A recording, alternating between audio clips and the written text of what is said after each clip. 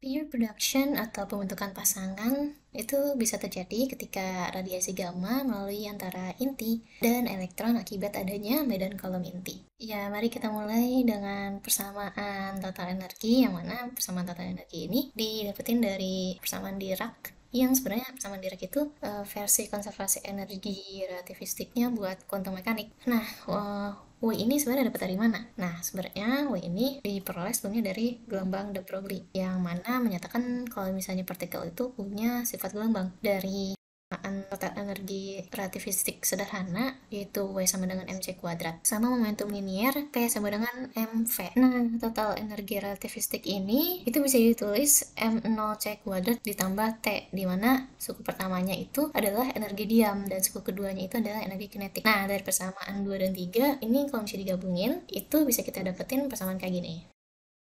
Kita balik lagi ke persamaan total energi relativistik yang tadi, di mana sekarang kita asumsikan potensialnya atau V ini sama dengan 0. Nah, dari situ kita akan mendapatkan persamaan kayak gini. Nah, kenapa ini aneh gitu ada akarnya? Nah, sebenarnya buat positif ini itu nandain kalau misalnya energinya itu untuk partikel yang punya massa M0 dan momentum P. Dan kalau misalnya negatif itu menunjukkan energi buat partikel yang punya massa minus M0 dan momentum minus P. Kita bisa gambar diagram energy state itu kayak gini. Kalau kita lihat lagi persamaan total energi relativistik W, itu bisa kita lihat kalau misalnya partikel itu nggak bisa nempatin daerah di antara M0C kuadrat sampai minus M0C kuadrat. Misalkan ada radiasi gamma yang mengenai elektron di energy state negatif, yang mana energi state negatif ini dipenuhi dengan elektron-elektron. Nah, jika itu terjadi, maka elektron ini akan tereksitasi ke energy state yang lebih tinggi atau di energy state yang lebih positif. Ketika elektron tereksitasi ke state energi positif itu,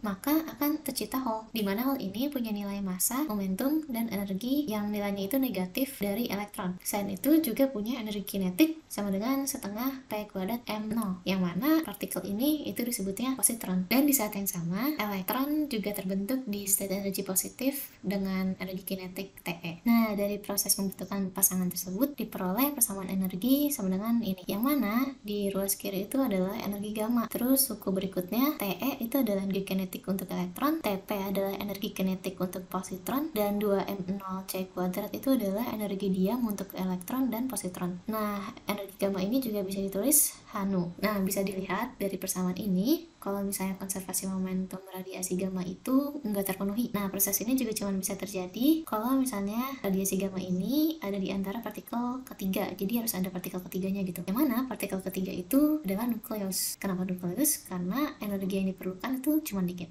Dari persamaan ini kira-kira berapa ya energi minimum yang diperlukan? Nah, energi minimum ini bisa dicari kalau misalnya energi kinetik dari elektron dan energi kinetik dari positron itu sama dengan 0, atau sama aja kalau misalnya elektron sama positron itu diam. Kalau misalnya TE ditambah TP itu sama dengan 0, berarti dari persamaan di atas bisa diperoleh Hnu sama dengan 2m0c kuadrat. Kalau misalnya kita masukin nilai ini, maka kita bisa dapat nilainya itu adalah 1,02 MeV, atau sebenarnya ini sama aja kayak 2 kali massa elektron. Kalau misalnya ini udah praktikum itu sih bakal ada pertanyaan gitu, kenapa pair production ini jarang terjadi di atau enggak sulit diamati gitu di praktikum? Ya karena pair production ini baru dominan kalau misalnya ada di range energi 5 MeV, yang mana energi ini tuh besar banget, jadi ya sulit diamati kalau misalnya di praktikum biasa. Begitulah.